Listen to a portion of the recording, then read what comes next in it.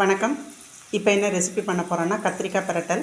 அதுக்கு 1/4 கிலோ கத்திரிக்காய் எடுத்து நீள வாட்டில் நறுக்கி வச்சுருக்கிறேன். 3 ஸ்பூன் ரீஃபைண்ட் ஆயில் ஊற்றிருக்கிறேன். பிஞ்சு மஞ்சப்பொடி, பிஞ்சு உப்பு, ஒரு இனு கருவேப்பிலை கட் பண்ணி போட்டிருக்கேன். கத்திரிக்காய் இப்படி கட் பண்ணி நல்லா அந்த எண்ணெயில் பரட்டிகிட்ருக்கேன். இப்போ இதில் மஞ்சப்பொடி, மிளகாப்பொடி, கொத்தமல்லி பொடி, தேங்காய், சீரகம், தக்காளி 1, பிஞ்சு புளி அதில் போட்டிருக்கேன். உப்பு எல்லாத்தையும் இப்போ அரைச்சி அதில் சேர்த்துட்டு கொஞ்சோண்டு வெல்லம் போட்டு நல்லா பரட்டி இறக்க வேண்டியதான். இது தயிர் சாதத்துக்கு நல்லாயிருக்கும். பரட்டி இறக்கும்போது நான் உங்கள்கிட்ட காமிக்கிறேன். தயிர் சாதம் இங்கே ரெடி ஆகிட்டுருக்கு. நல்லாயிருக்கும், காமிக்கிறேன். இப்போ நம்ம அரைச்சி போட்ட மசால் கத்திரிக்காய் எல்லாம் ஒன்றா சேர்ந்து நல்லா வெந்து வந்துருச்சு. எண்ணெயும் பிரிஞ்சு வந்துருச்சு. இந்த நேரத்தில் பச்சை கருவேப்பிலை போட்டு இறக்க வேண்டியதான்.